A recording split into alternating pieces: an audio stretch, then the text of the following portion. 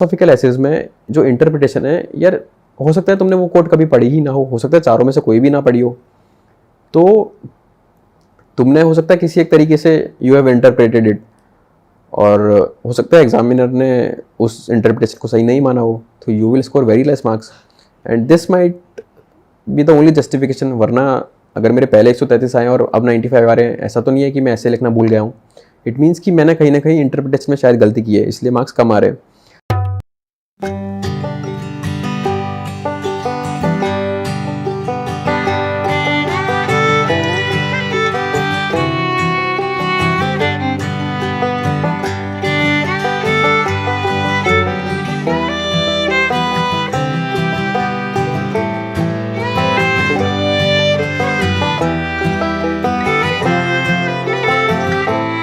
What should be the way, how should we prepare for the essay going forward? तो देखो, पहले जो एक मेथड होता था कि सर्टेन टॉपिक्स पे प्रिपरेशन कर लो, हेल्थ हो गया, एजुकेशन हो गया, foreign policy, let's say environment हो गया, क्लाइमेट चेंज हो गया, आई डोंट थिंक कि this thing can work further. ये तो 2 साल से भी काम नहीं कर रही है और आई ऑनेस्टली डोंट थिंक कि इस पर टाइम देना चाहिए। रैदर कैसे टाइम देना चाहिए, आप देखो कि पहले तो ना ऐसे चॉइस जो है उस पर बहुत ज़्यादा टाइम दो कि यार 4 में से कौन सा पिक करना है। पिक वो ऐसे नहीं करना है जिसपे you think you can write 10 और 12 पेजेस और you think you can write the best. Obviously अगर आपको उसकी इंटरप्रिटेशन बहुत ही अच्छे से आती है, मतलब if you read it somewhere, तब तो उसी को पिक करो। बट अगर मान लो मेरे पास 4 ऑप्शन है और मुझे जो कोर्ट्स हैं उनके बारे में ज़्यादा पता नहीं है और मुझे फिर उनमें से एक पिक करना है, तो एक जनरल यूज़ केस ले रहा हूँ मैं। तो मैं इस बार भी ये सोच के क्या था कि वो टॉपिक पिक करूँगा जिसमें उसका अलग इंटरप्रिटेशन हो ही नहीं सकता। बट पता नहीं एग्जाम में क्या हुआ, I did not choose that topic, I chose you can not step twice in the same river. And इसका मैंने इंटरप्रिटेशन लिया था कि you can not make the same mistake twice और you can not repeat the same mistake twice. And I think I did a wrong interpretation और इसलिए शायद मेरे मार्क्स कम है। तो पहला एम तो ये होना चाहिए कि ऐसा कौन सा ऐसे चूज़ करें जिसका इंटरप्रिटेशन कुछ और नहीं निकल सके, चाहे कैसे भी सोच लो। तो आई थिंक इस पर बहुत मेहनत करना, क्योंकि ऐसे में ना वो जो 30-40 नंबर का डिफरेंस आ रहा है, 30-40 नंबर बढ़ाने के लिए 2-3 अटैम्प्ट लग जाते हैं। और एक लाइन, एक ऐसे की एक लाइन ही तो होती है, उस एक लाइन गलत चूज़ करने की वजह से you can literally lose your 2-3 years.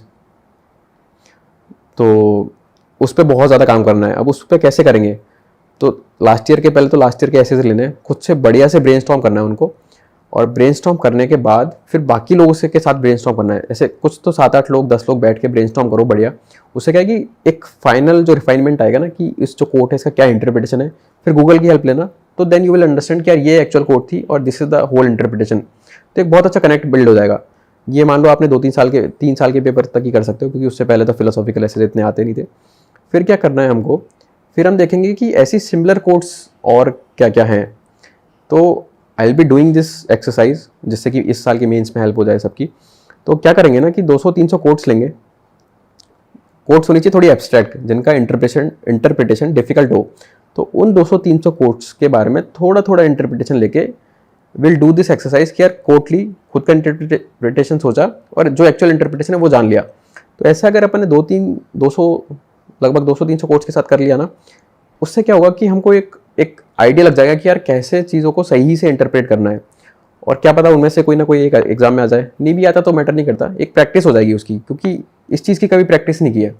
देखो ऐसे का जो जनरली मेथड है लिखने का कि कैसे इंट्रोडक्शन करना है, कैसे उसको सब पार्ट्स में डिवाइड करना है, ये भी थोड़ा बता देता हूँ। मतलब ये तो आइडियली सबको पता ही है जनरली, फिर भी मैं बता देता हूँ। जैसे जो इंट्रोडक्शन है वो एक स्टोरी के साथ, बढ़िया एनेक्डोट के साथ स्टार्ट कर सकते हैं। बट मान लो आपको एक लाइन दे दी, तो आप कैसे सोचें, तो मैं ऐसे सोचता हूँ कि एक लाइन दे दी, 4-5 क्वेश्चन सोच लिए WH वर्ड के फॉर्म में कि व्हाट, व्हेन, हाउ, है ना, ऐसे 4-5 क्वेश्चन सोच लिए उसके अराउंड। तो दीज आर डिफरेंट डायमेंशंस उस ऐसे के। फिर क्या होगा कि ये तो एक लेवल ऑफ ब्रेनस्टॉर्मिंग हो गई, राइट। दूसरा लेवल ऑफ ब्रेनस्टॉर्मिंग करेंगे हम, वो जो पेस्टल अप्रोच होती है ना, political, economic science, society, education, international relations, history, technology. तो फिर अपन इन पे ब्रेनस्टॉर्म करेंगे। तो इन पे ब्रेनस्टॉर्म करके तो अपने पास एग्जांपल्स आ जाएंगे। और ये जो मैंने बताया था ना, हाउ, व्हाट, व्हेन, हुम, ये एक अलग ब्रेनस्टॉर्म हो गया।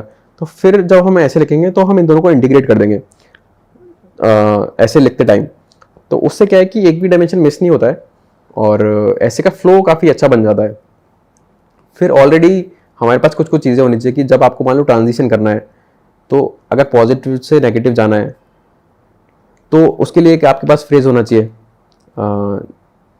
जैसे मान लो not all that glitters is gold, तो पॉजिटिव से नेगेटिव चले गए। फिर मान लो नेगेटिव से पॉजिटिव जाना है तो every cloud has a silver lining. तो ऐसे 4-5 फ्रेजेस ऑलरेडी पकड़ के रख लिए, और हर ऐसे में मैं बोलूँगा कि ज़्यादा यूज़ नहीं करने, 5-6 ही यूज़ करने वो फ्रेज़। उससे क्या फ्लो बहुत अच्छा आ जाता है, और 5-6 ही अगर यूज़ करोगे तो एग्ज़ाम में याद रह भी जाते हैं। बहुत सारे 50 याद कर लिए तो एग्ज़ाम में वो याद आएगा नहीं कोई सा भी। तो this should be the whole brainstorming का तरीका और फ्लो का तरीका। अब एक काम क्या कर सकते हैं ना कि जैसे इस साल जिन्होंने भी एक अच्छा स्कोर किया है ऐसे का, उनकी कॉपीज़ को गो थ्रू करना चाहिए सबसे पहले। वी शुड ट्राई टू सी कि यार वो कैसे ऐसे लिखते हैं। उन्होंने कुछ ना कुछ टॉपिक पे ऐसे लिखा होगा, वो टॉपिक को पकड़ो, वो टॉपिक पे पहले खुद से ब्रेनस्टॉर्म कर लो। पूरा ऐसे लिखने की जरूरत नहीं है, एक ब्रेनस्टॉर्म कर लो, बस एक set of points idea generate कर लो। जैसे ब्रेनस्टॉर्म कर लिया तुमने बहुत सारे, जो मैंने बताया ना 2 तरीके से कैसे ब्रेनस्टॉर्म करना है और मर्ज करना है, ऐसे ब्रेनस्टॉर्म कर लिया। और फिर जो बेस्ट पॉइंट है, जो तुमको लगता है कि ये पूरी जो मैटर की क्रक्स, ऐसे की क्रक्स को बता देता है, उससे इंट्रोड्यूस कर दो। फिर एक कंक्लूजन सोच लो। तो ये आपने ब्रेनस्टॉर्म कर लिया, you can do it, finish it in 15 minutes, 15 to 20 minutes practice के साथ। फिर उस टॉपर जो है, जो भी टॉपर है, उनके ऐसे को गो थ्रू करो, and then you can see कि यार उन्होंने क्या एडिशनल पॉइंट्स लिखे हैं, क्या बेटर करा है, कैसे फ्लो को कनेक्ट किया है, कैसे इंट्रोड्यूस किया है। और उससे आपको बहुत सारे एग्जाम्पल्स भी मिल जाएंगे, तो उससे आप नोट्स भी बना सकते हो। तो ये प्रैक्टिस मुझे लगता है कि लगभग 20 एसेस के लिए कर लेनी चाहिए। मतलब ऐसे के लिए पहले कंटेंट मत पढ़ो, कंटेंट तो ऑलरेडी यू नो एवरीथिंग। ये एक्सरसाइज कर लो जो टॉपर वाली चीज़ बता रहा हूँ ना, और जो ब्रेनस्टॉर्मिंग है, ये 20 एसेस के लिए कर लो स्टार्टिंग में। और एसेस थोड़े वैसे होने चाहिए कि फिलोसॉफिकल हो, है ना, ऐसे हेल्थ एजुकेशन और वो सब स्टैटिक एसेस नहीं होने चाहिए। तो ये बहुत अच्छा बेस सेट कर देगा, प्लेटफॉर्म सेट कर देगा कि ऐसे के लिए। और जो मैं बताया था कि तो अब पहले तक तो क्या है, हम केवल वो फ्लो वाली चीज़ों पे ध्यान देते थे। फ्लो है, डायमेंशन है, स्ट्रक्चर है, कनेक्शन है, एग्जांपल्स है, इन्हीं चीज़ों पे ध्यान देते थे। इस बार जो कोट्स है और उनके जो इंटरप्रिटेशन है, उस पर बहुत ज़्यादा ध्यान देना इस बार। तो अगर अपन ने 2 चीज़ करी तो आई फील अगर दोनों चीज़ें सही जाती हैं तो there is a high probability कि मार्क्स स्कोर अच्छे किए जा सकते हैं। And since I have scored very less marks from last 2 years and it has been a drag on my overall performance, तो मैं चाहता हूँ कि कुछ सेंस ऑफ क्लैरिटी आए। वरना यार पता ही नहीं है किसी को कैसे क्यों मार्क्स कमा रहे हैं और कैसे कमा रहे हैं। तो I will be doing that analysis, I will be sharing it on my Telegram channel, so you can see the link in the description. And I would like to thank Delhi Knowledge Track for giving me the opportunity to speak here and share my experience with you all. Thank you.